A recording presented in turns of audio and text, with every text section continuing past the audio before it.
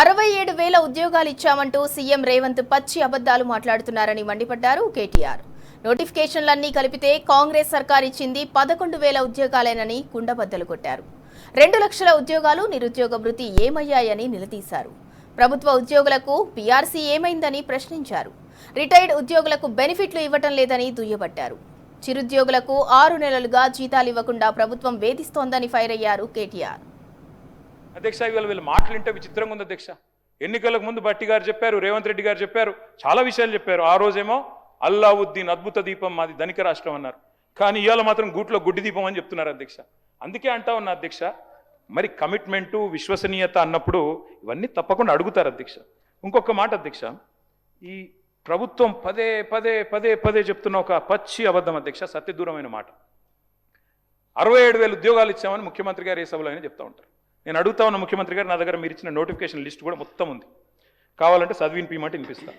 మీ ప్రభుత్వం వచ్చినాక ఇచ్చిన నోటిఫికేషన్లు మొత్తం కూడితే ముఖ్యమంత్రి గారు, మీ ప్రభుత్వం వచ్చిన తర్వాత ఇచ్చిన మొత్తం నోటిఫికేషన్లు మొత్తం కూడితే మీరు ఇచ్చింది కేవలం 11,921 ఉద్యోగాలు మాత్రమే.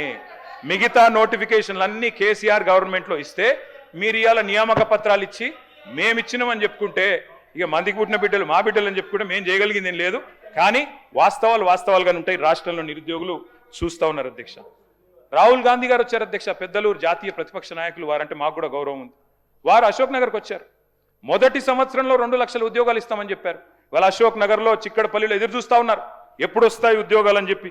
2 లక్షల ఉద్యోగాల విషయంలో, నిరుద్యోగ భృతి అని 4,000 రూపాయలని చెప్పిన విషయంలో 2 ఏళ్లు గడిచిపోయినాయి, 3వ ఏడాదిలో అడుగు పెట్టబోతా ఉన్నాం.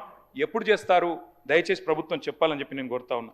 అసెంబ్లీ సాక్షిగా పెట్టారు అధ్యక్ష జాబ్ క్యాలెండర్ అని, ఓ ఉత్తుతి క్యాలెండర్ ప్రకటించారు. ఇంతవరకు మీరు చెప్పిన క్యాలెండర్లోని హామీలు కూడా మీరు నిలుపుకోలేదు అధ్యక్ష.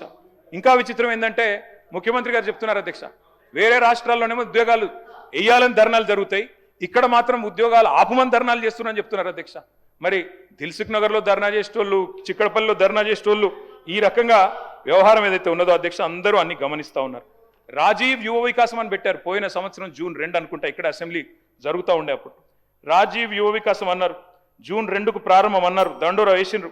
కానీ ఇంతవరకు అతి గతి లేదు అధ్యక్ష. ఇక ప్రభుత్వ ఉద్యోగుల పరిస్థితి మీకు తెలిసిందే అధ్యక్ష, మీరే చెప్పారు. ఏం చెప్పారు? 6 నెలల్లో పీఆర్సీ వేస్తామన్నారు, 6 నెలల్లోనే. కానీ ఇంతవరకు 5 డిఏలు బాకీ ఉన్నారు, ఇంతవరకు అవి కూడా ఇవ్వట్లేదు. పీఆర్సీ అయితే 25 నెలలు అయిపోయింది, పత్తా లేదు అధ్యక్ష. ప్రభుత్వ ఉద్యోగులమే పీఆర్సీ కోసం చూస్తూ ఉన్నారు, మరి రిటైర్డ్ ఉద్యోగులు రిటైర్మెంట్ బెనిఫిట్స్ కోసం ఆగమాగం అవుతా ఉన్నారు అధ్యక్ష. ఒకరిద్దరు కాదు అధ్యక్ష, 80 మంది చనిపోయారు అధ్యక్ష ఇప్పటి వరకు రిటైర్డ్ ఉద్యోగులు బెనిఫిట్స్ రాక. 1వ తారీఖు జీతాలని పెద్ద పెద్ద మాటలు చెప్తున్నారు అధ్యక్ష. ఇవాళ పాలేరులో మిషన్ భగీరథ ఆపరేటర్ అధ్యక్ష సందబోయిన గాంధీ 4-5 నెలలుగా జీతాలు రాక ఆత్మహత్య చేసుకున్నారు. సూర్యాపేట జనరల్ హాస్పిటల్లో data entry operator Waseem Akhtar Khan అప్పులపాలై ఆత్మహత్య చేసుకున్నాడు.